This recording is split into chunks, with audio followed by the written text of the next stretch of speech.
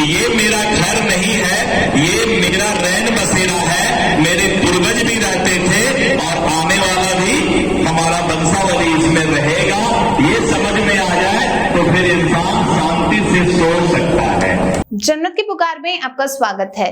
अररिया जिले के फारबिसगंज मारवाड़ी अतिथि सदन परिसर में शुक्रवार को कलवार जागृति मंच के तत्वाधान में धूमधाम से बलभद्र पूजन समारोह का आयोजन किया गया। पूजन समारोह में पंडित अंगद दुबे ने विधि पूर्वक मंत्रोच्चार से भगवान बलभद्र की प्रतिमा का पूजन संपन्न कराया, जिसमें यजमान के रूप में डोमन भगत ने भगवान बलभद्र की पूजा अर्चना की। मौके पर स्वजातीय परिचय एवं चर्चा का आयोजन किया गया। मंच के अध्यक्ष सीताराम भगत ने अपने अध्यक्षीय संबोधन में भगवान बलभद्र को श्री कृष्ण के बड़े भाई बताते हुए कहा कि पौराणिक कथाओं में बताया गया है कि उनके सिर पर ही पृथ्वी का भार टिका हुआ है। समाज को एकजुट करने के साथ साथ कलवार जागृति मंच पूर्ण रूप से मजबूत होकर स्वजातीय की मदद करें, इसी उद्देश्यों के लिए इसका गठन हुआ है। कार्यक्रम में मंच के पूर्व कोषाध्यक्ष राजेश भगत के निधन पर 2 मिनट का मौन रखते हुए ईश्वर से उनकी आत्मा की शांति के लिए प्रार्थना की गई, जिसके बाद सर्वसम्मति से कोषाध्यक्ष के रूप में संतोष चौधरी को दायित्व प्रदान किया गया। मौके पर विधान पार्षद डॉक्टर दिलीप जायसवाल ने कहा कि जब परिवार संस्कारी होता है तो ऐसे परिवार आपस में मिलकर संस्कारी समाज का निर्माण करते हैं। उन्होंने कहा कि परोपकार के लिए जीवन समर्पित करने वाले इंसान का मोक्ष की प्राप्ति होती है और मोक्ष की प्राप्ति के लिए मानव कल्याण का काम करना होगा। उन्होंने कहा कि वह भाजपा से हैं और ऐसे सवाल सृजित किए जाते हैं कि मुसलमान भाजपा से नफरत करता है, लेकिन अररिया, पूर्णिया, किशनगंज का वे लगातार प्रतिनिधित्व विधान पार्षद के रूप में कर रहे हैं। उन्होंने दावा किया कि सारे मुसलमान उसे वोट देते हैं। इतना ही नहीं, राजद और कांग्रेस के चुने हुए नगर निकाय और ग्रामीण क्षेत्र के प्रतिनिधि भी उनको वोट करते हैं। इस मौके पर मुख्य रूप से संयोजक सह संरक्षक प्रकाश चौधरी, उपाध्यक्ष पप्पू जायसवाल, सचिव नंद गोपाल जायसवाल, सह सचिव राम भज्जू चौधरी, सह कोषाध्यक्ष राम नरेश चौधरी, पूर्व मुख्य पार्षद अनूप कुमार जायसवाल व अन्य मौजूद थे। श्री प्रकाश चौधरी जी रहे हुए इस समाज के भाइयों, बहनों, बुजुर्गों, बहुत दिनों से बड़ा चलाया जा रहा है। फारबिसगंज में मुझे 2-3 बार आने का मौका लगा है इस कार्यक्रम में, और सबसे अच्छा लगता है कि महिलाओं की संख्या इस कार्यक्रम में ज्यादा रहता है। जब भी मैं आता हूं देखता हूं महिलाओं की संख्या ज्यादा है। ऐसा कहा जा सकता है कि फारबिसगंज में कलवार जाति में महिलाएं ज्यादा जागृत हैं, पुरुषों से ज्यादा जागृत हैं। इसलिए मैं सभी कलवार जाति के महिलाओं को भी हृदय से सम्मान करता हूं। आपके बगैर ना परिवार चल सकता है, ना बाल बच्चे पढ़ सकते हैं, ना हम लोग तरक्की कर सकते हैं। इसलिए महिलाओं का बहुत बड़ा योगदान घर, परिवार, समाज को चलाने में होता है। अभी मैं देख रहा था कि जो आशीष जी के माता जी को जिनको मैंने सम्मानित किया, कितना अच्छा लगता है कि एक ऐसी मां बैठी है जिसने अपने बच्चे को पढ़ा लिखा कर यहां तक पहुंचाया। वैसे भी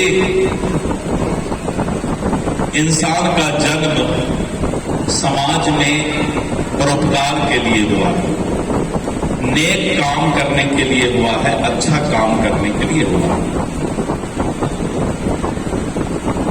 इंसान को कितना भी कुछ हो जाए,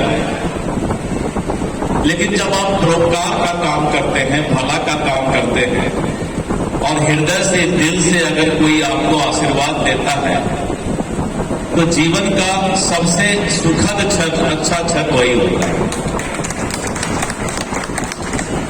आप अपने आप को मानव सेवा में समर्पित करके रखना, वैसा इंसान जो दुखी है उसके लिए हर वक्त मदद के लिए खड़ा रहना, यही परिवार और समाज का काम है। आज हम यहाँ पर एक जाति और एक समूह के लोग बैठे हुए हैं। जब हम अपने परिवार में अपने माता पिता का सम्मान करते हैं, उनकी सेवा करते हैं, तो उनके आशीर्वाद से परिवार फलता फूलता है।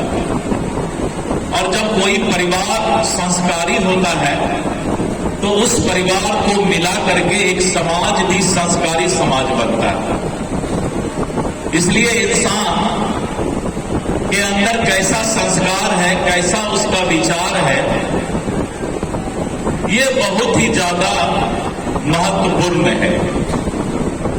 जन्म बहुत लोग, प्रधानमंत्री बहुत लोग बनते हैं, पैसे वाले भी बहुत लोग होते हैं, लेकिन परोपकार के लिए अपना जीवन समर्पित करने वाले इंसान को ही मोक्ष की प्राप्ति होती है। नहीं तो लोग मरते मरते भी पैसा गिनती करते रहते। मोक्ष की प्राप्ति करने के लिए मानव कल्याण का काम तो करना ही पड़ेगा। और अगर ये बात समझ में आ गया तो उसके बाद धीरे मान के अंदर आना शुरू होता है, तो मोह माया से विरक्ति भी जगना शुरू हो जाता है, उससे दूर होना लोग शुरू हो जाता है। जीवन में अगर इंसान को कष्ट होता है तो कष्ट होने का सबसे बड़ा कारण, जीवन में कोई भी चीज ज्यादा हो जाए तो इंसान कष्ट में रहता है। इसीलिए अगर आप खाना ज्यादा खा लें तो आप कष्ट में रहेंगे। अगर आपने घर काफी बड़ा बना लिया है तो सुबह सुबह जो हमारे घर की महिलाएं हैं परेशान रहती हैं कि घर साफ हो जाए, पोछा जाए, खाना अच्छा से बन जाए। महिलाओं की परेशानी, आधी परेशानी घर की सफाई ही है, तो वो भी कष्ट का कारण है।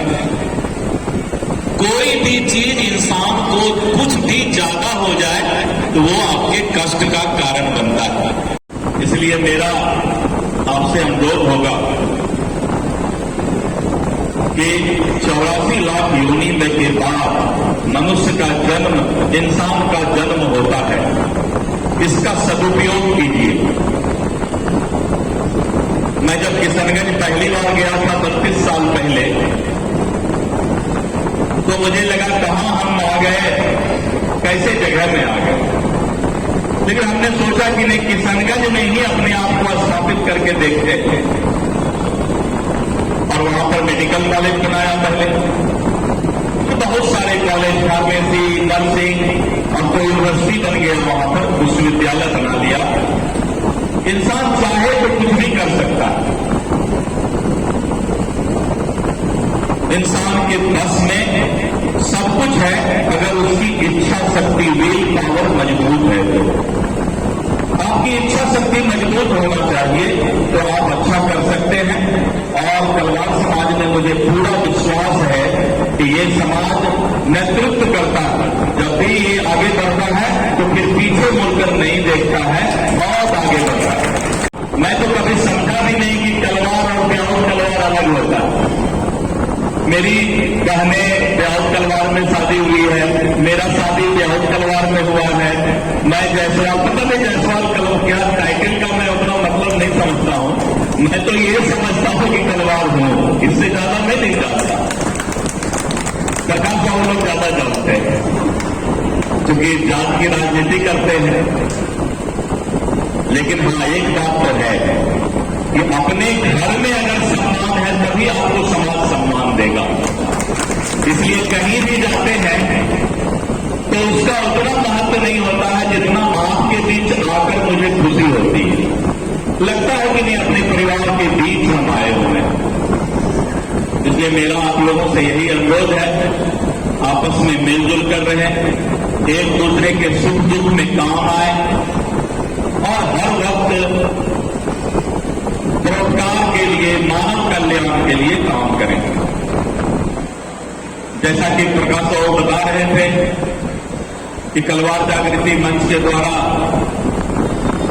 जो जमीन लेने की बात थी, भवन बनाने की बात थी, सचमुच बहुत देर हो गया। पहले कि कोई भी चीज ज्यादा होकर कष्ट का कारण बने, उसका उपयोग मानव के परोपकार में, कल्याण में करना चाहिए। कहा भी गया है, खाली हाथ आए हैं खाली हाथ जाएंगे। मैंने अपने गांव में जाकर बहुत बार लोगों से पूछा कि जब हम जन्म लिए थे, दिलीप जायसवाल जब जन्म लिया था तो हाथ में कुछ लेकर आया था क्या? बोला नहीं, कुछ नहीं लाए थे, हाथ भी खाली था, शरीर भी नंगा था। और जाने वक्त कैसा जाता है इंसान, ये सबको मालूम है। जाने वक्त भी कुछ साथ में नहीं ले जाता। जब कुछ लेकर नहीं आए, जब कुछ लेकर नहीं जाओगे तो किस चीज पर अभिमान है? जब कुछ लेकर नहीं आए तो फिर क्यों कहते हो कि ये मेरा घर है? रैन बसेरा है, आप उस घर में आए हैं, आप जाएंगे, आपका बेटा बेटी आएगा, वो बूढ़ा होगा, वो जाएगा, आपका पोता पोती होगा, वो बूढ़ा होगा, वो जाएगा। आप कभी मत कहिए कि ये मेरा घर है, बोलिए कि मैं इस होटल में रहने आया हूं, ये तो बसेरा है। ये मेरा घर नहीं है, ये मेरा रैन बसेरा है। मेरे पूर्वज भी रहते थे और आने वाला भी हमारा वंशावली इसमें रहेगा। ये समझ में आ जाए तो फिर इंसान शांति से सोच सकता है, शांति से जी सकता है। बहुत मुश्किल है। अभी बात हो रही थी कि नगर परिषद के अध्यक्ष में, नगर परिषद है ना यहाँ, ये अध्यक्ष में कहीं ज्यादा कलवार खड़े ना हो जाए। मोह माया है भाई, सबकी इच्छा होती है खड़ा होने का। देख लीजिएगा जब इतना लोग बोल रहे हैं, लेकिन ये राजनीति भी गजब चीज है। मैं तो राजनीति में हूं, थोड़ा बहुत हूं, लेकिन राजनीति भी गजब चीज है। मैं भारतीय जनता पार्टी से, तो लोगों ने कहा भाई भाजपा से तो, भारतीय जनता पार्टी से मुसलमान तो नफरत करता है। हमने कहा कि नफरत को प्यार करना ही राजनीति, नफरत को प्यार में बदलना ही राजनीति है। और आज का राजनीति क्या हो गया है? आपस में बांटना, जाति में बांटना, धर्म में बांटना, और बांट कर समाज को अपनी दुकानदारी चलाओ, यही आजकल राजनीति हो गया। मैं तो बहुत दिनों से फिर बोले कि मैं पूर्णिया, अररिया, किशनगंज 3 लोकसभा से चुनाव, 24 विधायक हैं और 3 सांसद हैं मेरे क्षेत्र में, और मैं तो चुनाव लड़ता हूं। तो सारे मुसलमान भाई हमको भारतीय जनता पार्टी में होते हुए भी वोट देते हैं। पूरे बिहार का मैं रिकॉर्ड तोड़ देता हूं। मैं तो राजनीति करता नहीं, नेतागिरी करता नहीं हूं, लेकिन जो कांग्रेस के भी, राष्ट्रीय जनता दल के भी, ओवैसी के पार्टी के जो एमएलए एमपी हैं, वो भी जब वोट देने जाते हैं तो बोलते हैं दिलीप जायसवाल जी मैंने आप ही को वोट दे दिया। समाज में नफरत नहीं फैलाना है, समाज में प्यार फैलाना है, समाज को जोड़ कर रखना। और ये तभी संभव है जब कम से कम आप परिवार को जोड़ के रखिए। अगर ये कलवार परिवार जुड़कर रहेगा तभी तो आप समाज में जोड़ने का संदेश दे सकते हैं। जब आपका घर ही नहीं जुड़ा हुआ है तो फिर दूसरे को जोड़ने का संदेश कैसे दीजिएगा? अगर आपने हमारा अभी तक चैनल सब्सक्राइब नहीं किया है तो कृपया चैनल सब्सक्राइब कर लें, लाइक करें, शेयर करें, कमेंट करें। तो मिलते हैं फिर किसी और खबरों के साथ। नमस्कार।